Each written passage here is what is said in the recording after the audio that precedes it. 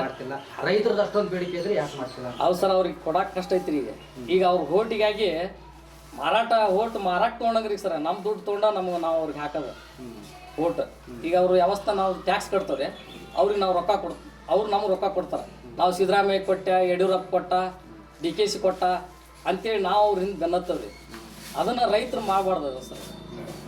ಈಗ ನಮ್ಮ ರೈತರಿಗೆ ಏನು ಸವಲತ್ತು ಕೊಡ್ತಾರ ಅದನ್ನು ಬೆನ್ನತ್ಬೇಕು ಹೊರತು ಇವು ಬರೇ ಪಕ್ಷಿಗೆ ಕೊಡ್ತಾರೆ ಸರ್. ಅದನ್ನು ನಾವು ಬೆನ್ನತ್ತಕೊಂತೀವಿ. ನಾವು ದುಡ್ಡು ತಿನ್ನೋದು ಬಿಟ್ಟೇವಿ. ಈಗ ಬೀಜ ಗೊಬ್ಬರ ಅಂತ ನೋಡಿದಾಗ ಪ್ರತಿ ಸಾರಿ ಬಿತ್ತನೆ ಟೈಮ್ ಬಂದಾಗ ಒಂದು ನೆನಪಾಗಿ ಆಗತ್ತೆ ನಮಗೆ. ಹಾವೇರಿಯಲ್ಲಿ ಕಂಡು ಕೇಳಿದಂಥ ಗೋಲಿಬಾರ್ ಇದು ರೈತನ ಮೇಲೆ ಮಾಡ್ತಕ್ಕಂಥ ಒಂದು ರೀತಿ ಅಟ್ಯಾಕು ಅಥವಾ ಹಿಂಗೇನೋ ಅನ್ಕೊಳ್ಳೋಣ. ಇದು ನೆನಪಿಗೆ ಬಂದೇ ಬರ್ತದೆ. ಈ ಗೊಬ್ಬರ ಮತ್ತು ಬೀಜದ ವಿಚಾರವಾಗಿ ನಿಮಗೆ ಏನು ಅಭಿಪ್ರಾಯ? ನೋಡ್ರಿ, ಪ್ರತಿ ವರ್ಷನೂ ಇದಾಕ ಸರ್ ಗೊಬ್ಬರ ಬೀಜದೊಳಗೆ ಪ್ರತಿ ವರ್ಷನೂ ಹೋರಾಟನ ಮಾಡ್ಬೇಕ್ರಿ. ಈಗ ಈಗ ಗೊಬ್ಬರ ಇಲ್ರಿ, DAP ಇಲ್ಲ, ಸುಮ್ಮನೆ ಏನಿಲ್ಲ. ಇವ್ರು AD DC ಹೇಳ್ತಾರೆ ಸರ್, ನಾವು ಅಷ್ಟು ಗೊಬ್ಬರ ಕೊಟ್ಟೇವಿ, ಇಷ್ಟು ಗೊಬ್ಬರ ಕೊಟ್ಟೇವಿ, ಗೊಬ್ಬರದ ಕೊರತೆ ಇಲ್ಲ ಅಂತ ಹೇಳ್ತಾರೆ ಸರ್. ಈಗ ಪ್ರತಿಯೊಂದು ಅಂಗಡಿ ಒಳಗೆ ಹೋದ್ರೆ DAP ಸಿಗಂಗಿಲ್ಲ ಸರ್, ಯೂರಿಯಾನೂ ಸಿಗಂಗಿಲ್ಲ. ಇಷ್ಟು ಕಷ್ಟ ಅನ್ಭವಿಸ್ಬೇಕು ರೈತರು. ಇಲ್ಲಿ ಏನಾರ ಅಲ್ಲಿ ಎಲ್ಲಾರ ಒಂದು ಅಂಗಡಿ ಆಗಿತ್ತಂದ್ರೆ ಅವ್ರಿಗೆ ಹೆಚ್ಚಿಗೆ ರೊಕ್ಕ ಕೊಡ್ತು ಹೋಗ್ರಿ ನಾವು. ಆ ರೈತ ಸಿಗಂಗಿಲ್ಲ ನಾವು ದಿವಸಕ್ಕೆ ಚೀಲಕ್ಕೆ 300-200 ರೇಟ್ ಜಂಪ್ ಮಾಡಿ ಅದು ಮಾಡ್ತಾರೆ ಸರ್. ನೀವೇ ಹೋರಾಟಗಾರ, ನೀವೇ ಕೊಡ್ತೀರಿ ಹೆಚ್ಚಿಗೆ? ನಾವು ಕೊಡೋದಂಗಿಲ್ಲ ಸರ್. ನಮಗೆ ಮಾಹಿತಿ ಸತಿ ರೈತ ಹೇಳಂಗಿಲ್ಲ ಸರ್. ಇಂಥಲ್ಲಿ ಹಿಂಗೆ ಕೊಡಾಕುಂತಾರಂದ್ರೆ ನಾವು ಅವ್ರು ಹಿಡಿದು ಅಂಗಡಿ ಸೀಸರ ಮಾಡ್ತೀವಿ ಸರ್. ಗೊಬ್ಬರ ಸಿಗಂಗಿಲ್ಲ ಅಂತ ಸರ್. ಈಗ ಅವ್ರು ಹೇಳಿದ್ನಂದ್ರೆ ಒಬ್ರಿಗೊಬ್ರು ಹಿಂದೆ ರೈತರು ಅವ್ನಿಗೆ ಜಗಳ ಮಾಡ್ತಾರೆ. ನೀವು ಸಿಗ್ಲಾರ್ದು ರೈತಂಗೆ ಸಿಗ್ಲಂಗೆ ಮಾಡ್ತೀನಿ ನಾನು ಅಂತೇಳಿ ಈ ರೀತಿ ಹಾಕ್ಯಂಡು ಅವ್ರಿಗೇನು ಬಿಸ್ನೆಸ್ ಭಾಳ ದೊಡ್ಡದಾಗ್ಬಿಟ್ಟು ನೀರಾವರಿ, ಬೆಂಬಲ ಬೆಲೆ, ಕರೆಂಟು ಮತ್ತು ಇನ್ನೊಂದು ರಸಗೊಬ್ಬರ, ಇವು 4 ಒಳಗೆ ರೈತರಿಗೆ ಅತ್ಯಂತ ಪ್ರಮುಖ ಅನ್ಸೋದು ಯಾವುದು? ಈ ಪ್ರಮುಖ ಈಗ ನೋಡ್ರಿ, ಗೊಬ್ಬರನೂ ಬೇಕು ಸರ್. ಹೌದ್ರಿ, ಈ ಎಲ್ಲ ನೀವೇನು ಹೇಳಿದ್ರಿ ಸರ್, ಅದು ಪ್ರತಿಯೊಂದೂ ರೈತರಿಗೆ ಬೇಕಾಗಿದ್ದ. ಇವು 4 ಪ್ರಮುಖ ಅಂದ್ರೆ ಇವೆಲ್ಲವೂ ಬೇಕೇ ಬೇಕು. ಜಮೀನು ಇಲ್ಲಾಂದ್ರೆ ಆಗಲ್ಲ ಸರ್. ತುರ್ತಾಗಿ ಇದು ಬೇಕೇ ಬೇಕಾಗುತ್ತೆ ಅನ್ನೋದು? ತುರ್ತಾಗಿ ಈಗ ಗೊಬ್ಬರ, ಎಣ್ಣೆ ಬೇಕಾದ್ರೆ ಸರ್. ಬೀಜದ ನೋಡಿದ್ರೆ ಎಷ್ಟು ಸಲ ಕಾಡ್ಸಿರಿ ಸರ್. ಪಾಳೆ ಕಚ್ಚಿ ಕೆಲವು ಕಡೆ ಏನು ಈ ಚಪ್ಪಲ್ ಸಮೇತ ಪಾಳೆ ಕಚ್ಚಾರ ನೋಡಿದ್ರು ಸರ್. ಹೌದಲ್ರಿ? ಇಂಥ ಪರಿಸ್ಥಿತಿ ಸರ್ಕಾರಕ್ಕೆ ನಾಚಿ ಬರ್ಬೇಕ್ರಿ ಸರ್. ಇವ್ರಿಗೆ ರೈತನ ಇಷ್ಟು ಗೋಳಾಡಿಸಿ ಪಾಳೆ ಕಚ್ಚಿ ಜಗಳಾಡಿ ಅವ್ ಬಿತ್ತೋ ಟೈಮ್ನಾಗ ಬೀಜ ಸಿಗ್ಲಿಲ್ಲ ಅಂದ್ರೆ ಬಳ್ಳಿ ಮನೆಗೆ ಬಂದನ್ ಸರ್.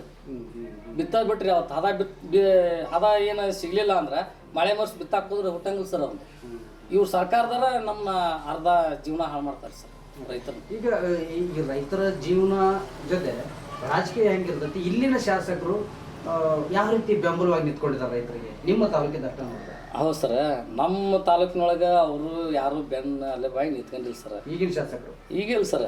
ಈಗ ಏನಾರು ಒಬ್ಬರ ರೈತನ ಪರಿಸ್ಥಿತಿ ಹಿಂಗಾಗೈತಿ, ಹಿಂಗಿಲ್ಲ, ತಾಲೂಕಿನಾಗ ಗೊಬ್ಬರ ಐತಿ, ಬೀಜ ಐತಿ ಅಲ್ಲ ಅಂತ ಎಲ್ಲಾರ ಒಂದು ಪ್ರೆಸ್ ಮೀಟ್ ಮಾಡ್ಯಾರ ಸರ್. ರೈತರ ಬಗ್ಗೆ ಧ್ವನಿ ಎತ್ತಾರ ಸರ್. ಎಲ್ಲಿ ಎತ್ತಂಗಿಲ್ಲ ಸರ್. ಮತ್ತೆ ಈಗ ಪಟಾಣವರು ಉದ್ಘಾಟನೆ ಮಾಡಿದ್ರು, ರೈತರಿಗೆಲ್ಲ ನಾವು ಉತ್ತಮವಾಗಿ ಬೀಜ ಗೊಬ್ಬರ ಕೊಡ್ತಾ ಇದೀವಿ, ಏನು ಸಮಸ್ಯೆ ಇಲ್ಲ ಅಂತ. ಏನು ಸರ್ ನೋಡಿರಲ್ಲ ಸರ್, ನೀವು ಪಾಳೆ ಕಚ್ಚಿ ತೊಗೊಂಡಿರಿ ಸರ್. ಈಗ ನೋಡಿ ಸರ್, ಈಗ ಸಮೂರ ಎಲ್ಲೈತಿ ಗೊಬ್ಬರ ಕೇಳಂಡ್ರಿ ಅವ್ರು. DAP ಎಲ್ಲಿತಿ, ಯೂರಿಯಾ ಎಲ್ಲಿತಿ ಅದ ಪಟಾನ್ ಸಾಹೇಬ್ರಿಗೆ ಕೇಳಿ ಸರ್ ನೀವು. ಈಗ ಎಲ್ಲಿ ಸಮೂರ ಗೊಬ್ಬರ ಸಿಗ್ತತನ ಅವರು ಜೋಶಿಯವ್ರು ಹಂಗಾರ ಸರ್. ಈಗ ಇಲೆಕ್ಷನ್ ಬಂದಾಗ ಹಳ್ಳಿ ಅಡ್ಡಾಡಿ ಹೊಳ್ಳಿ ಎಲೆಕ್ಷನ್ ಮುಗಿದಿಂದ 5 ವರ್ಷ ಆದ್ರೂ ಬರಂಗ ಸರ್. ಅವರು ಬರಂಗಿಲ್ರಿ. ಆ ಹಳ್ಳಿ ಒಳಗೆ ಏನೈತೆ ಅನ್ನೋದು ನೋಡಂಗಿಲ್ರಿ ಅವ್ರು. ಆದ್ರೆ ಹಾಗಾದ್ರೆ ಅಂದ್ರೆ ರೈತರಿಗೆ ಯಾವ MLA ಬಂದ್ರು ರೈತರ ಸಮಸ್ಯೆ ಆಗೇ ಉಳಿತಾಯ. ಆ ಸಮಸ್ಯೆಗೆ ಉಳಿತು ಸರ್. ಅವ್ರಿಗೆ ನಾವಾಗೆ ಕರೆದಾಗ ಒತ್ತಡ ಮಾಡಿದಾಗನ ಏನೋ ಒಂದು ಮೀಟಿಂಗ್ ಬೇಕು ಬೇಡ ಬಂದು ಹೋಗ್ತಾರೆ ಸರ್. ಆ ಮೀಟಿಂಗ್ ಮಾಡಿದ್ರ ಸಮೇತ ಏನು ಕೆಲಸ ಬಗೆಹರಿಸಂಗ ಸರ್. ಇವ್ರಿಗೆ ಕೇಳಿ ಕೈ ಬಿಟ್ಟು ಹೋಗ್ಬಿಡ್ತಾರೆ. ಈಗ ನನಗೊಂದು ನೇರವಾಗಿ ಪ್ರಶ್ನೆ, ರೈತರ ಹೆಸರಿನಲ್ಲಿ ರಾಜಕೀಯ ನಡೀತಾ ಇದೆ. ಹೇಗೆ ಇದು ನೋಡ್ರಿ, ಈಗ ರೈತ ಅಂತೇಳಿ ಪಕ್ಕಾ ರೈತರಲ್ರಿ ಅವರು.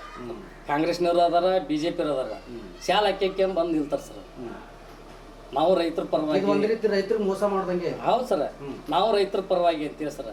ಯಾವಾಗ ಇವರು ರೈತರ ಪರವಾಗಿ ನಿಂತ್ಕೊಂಡು ಹೋರಾಟ ಮಾಡ್ಯಾರ ಸರ್, ಇವರು ತಮ್ಮ ಬೆಳೆ ಬೇಸಿನಕ್ಕ BJP ಕಾಂಗ್ರೆಸ್ನವ್ರು ಅಂತೀವಿ, ಅವ್ರ ಬೆಳೆ ಬೇಸಿನಕ್ಕ ಶಾಲಕ್ಕೆ ಬರ್ತಾರೆ ಹೊರತು ರೈತರ ಪರವಾಗಿ ಅಲ್ಲ ಸರ್.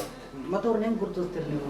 ನಿಜವಾದ ರೈತನ ಹೊಡ್ತಾ ಬೀಳುತ್ತಲ್ಲ, ಇಲ್ಲಿ ಹೋರಾಟ ಮಾಡೋ ರೈತನ ಹೊಡ್ತಾ ಬೀಳುತ್ತೆ. ಹೌದು ಸರ್, ಅವ್ರು ನಾಚಿಬ್ರೋಕ್ ಸರ್. ನಾವು ಇದನ್ನ ಹಾಕ್ಯಂಡು ಹೋಗ್ಬಾರ್ದು, ರೈತರ ಹಾಕ್ಯಂಡು ಹೋಗ್ಬೇಕು, ರೈತ ಹೋರಾಟಗಾರ ಹಾಕ್ಯಂಡು ಹೋಗ್ಬೇಕು ಅಂತೇಳಿ ಅವ್ರು ಒಂದು ಪಕ್ಷ ಇದ್ಕೊಂಡು ಶಾಲೆ ಹಾಕಬಾರ್ದು ಸರ್. ಅವ್ರು ಮುಂದಿನ ದಿನಗಳಲ್ಲಿ ಅದೇ ಸಂಖ್ಯೆ ಹೆಚ್ಚಾಗ್ತಾ ಹೋದ್ರೆ ಎಲ್ಲೋ ಪ್ರಾಮಾಣಿಕವಾಗಿರೋ ರೈತನ ಹೊಡ್ತಾ ಬೀಳುತ್ತಲ್ಲ, ತಡೆಗಟ್ತೀರಿ ಮತ್ತೆ ಗೊತ್ತಾಗ್ಬಿಡ್ತು ಸರ್. ಅವ್ರು ಗುರುತಿಸ್ಕೊಂಡ್ಬಿಟ್ಟಿರ್ತಾರೆ ಸರ್. ಅವ್ರು ಇವ್ರು ಕಾಂಗ್ರೆಸ್ನವ್ರು, ಇವ್ರು BJP ಅವ್ರು ಏನೋ ಶಾಲೆ ಹಾಕ್ಯಂಡು ಹೋದ್ರೆ ಇವ್ರು ಕಾಂಗ್ರೆಸ್ನವ್ರು BJP ಅಂತ ಹೇಳ್ತಾರೆ ಜನ. ಅವ್ರು ರೈತರ ಪರವಾಗಿ ಬಂದಿಲ್ಲ ಅನ್ನೋದು ಅವ್ರಿಗೆ ಗೊತ್ತಾಗ್ಬಿಡ್ತಾರೆ, ಜನರಿಗೆ ಗೊತ್ತಾಗ ಸರ್ ರೈತರಿಗೆ, ಜನಕ್ಕೆ ಆಟೋಮೆಟಿಕ್ ಗೊತ್ತಾಗುತ್ತೆ ನಿಜವಾದ ರೈತ ಯಾರು, ಇವನು ಸುಮ್ಮನೆ ಶಾಲಕ್ಕೆ ಬಂದ ಅನ್ನೋದು ಯಾರು ಅನ್ನೋದು ಗೊತ್ತಾಗ ಸರ್. ಓಕೆ, ಈಗ ಇನ್ನೊಂದು ಇದು ಅಂತಂದ್ರೆ ಈಗ ಮೊದಲಿನ ರೈತ ಸಂಘಟನೆಗಳು ಅಥವಾ ಸಂಘಟನೆಗಳ ಒಂದು ದೊಡ್ಡ ನಿರ್ಧಾರ ತೆಗೆದುಕೊಳ್ಳುವಂಥದ್ದು, ಈ ರೀತಿ ಸಂಘಟನೆ ಮೊದಲಿನ ಥರ ಇಲ್ಲ ಅಂತ ಅನ್ಸುತ್ತೆ ನಿಮಗೆ ಸರ? ಈಗ ಸಾಕಷ್ಟು ಬಣಗಳಾಗ್ಯಾವ. ಹೌದು ಸರ್, ಆಗ್ಯಾವ್ರಿ. ಈಗ ಮೊದಲಿನ ಸಂಘಟನೆಗೂ ಈಗಿನ ಸಂಘಟನೆ ಏನು ವ್ಯತ್ಯಾಸ? ಈಗ ಸರ ಕೆಲವು ಸಂಘಟನೆ ಅದಾವ್ರಿ ಸರ್, ಅಲ್ಲೇ ಒಂದು 15-20 ಮಂದಿ ಸಂಘಟನೆ ಮಾಡ್ಕೊಂಡು ನಾನು ತಾಲೂಕು ಅಧ್ಯಕ್ಷ, ನಾನು ಜಿಲ್ಲಾ ಅಧ್ಯಕ್ಷ, ರಾಜ್ಯ ಅಧ್ಯಕ್ಷ ಅಂತ ಹೇಳಿಕೊಂತ ಅಡ್ಡಾಡ್ತಾರೆ ಸರ್. ಅವರು ಹೋರಾಟ ಯಾವ ರೀತಿ ಮಾಡಬೇಕು ಏನಿಲ್ಲ ಅನ್ನೋಂಥದ್ದು ಅವ್ರಿಗೆ ಏನು ಮಾಹಿತಿ ಇಲ್ಲ ಸರ್. ಬರೀ ಮನವಿ ಕೊಡೋದು, ಹೋಗೋದು, ಶಾಲೆ ಹಾಕ್ಯಂಡು ಅದು ಒಂದು ಬಿಸ್ನೆಸ್ ಸಮೇತನೂ ಅದಾವ ಸರ್. ನಮ್ಮ ಹೋರಾಟ ಹೆಂಗೆ ಅನ್ನೋದು ನಿಮ್ಗೆ ಗೊತ್ತೈತೆ ಸರ್. ನಾವು ನೇರವಾಗಿ ಹೋರಾಟ ಮಾಡ್ತೀವಿ, ರೈತರಿಗೆ ನ್ಯಾಯ ಸಿಗಲಿ ಮಟ್ಟ ನಾವು ಟೆಂಟ್ ಹಾಕ್ತೀವಿ, ಅಲ್ಲಿಂದ ಹೇಳೋಂಗಿಲ್ಲ ಸರ್, ನಿಮ್ಗೆ ಗೊತ್ತಿದ್ದೈತಿ. ಅವ್ರು ಹಂಗಲ್ರಿ, ತಾಸಿನ ಮೋಜಿಗೆ ಬಂದು ಒಂದು ಮನವಿ ಕೊಟ್ಟೋಗಂತ ಸಂಘಟನೆನೂ ಅದಾವ ಸರ್. ಆದ್ರೆ ನ್ಯಾಯ ಸಿಗೋ ಮಟ್ಟ ಗಟ್ಟಿಯಾಗಿ ಹೋರಾಟ ಮಾಡೋದು ಯಾರಿಲ್ಲ ಸರ್. ಅದು ರಾಮಣ್ಣ ಕೆಂಚಳ್ಳಿ ಅವರು, ಮಲ್ಲಿಕಾರ್ಜುನ್ ಬಳ್ಳಾರಿ ಅವ್ರ ನೇತೃತ್ವ ಒಳಗನ ಇದು ನಮ್ಮ ಹಾವೇರಿ ಜಿಲ್ಲಾದೊಳಗೆ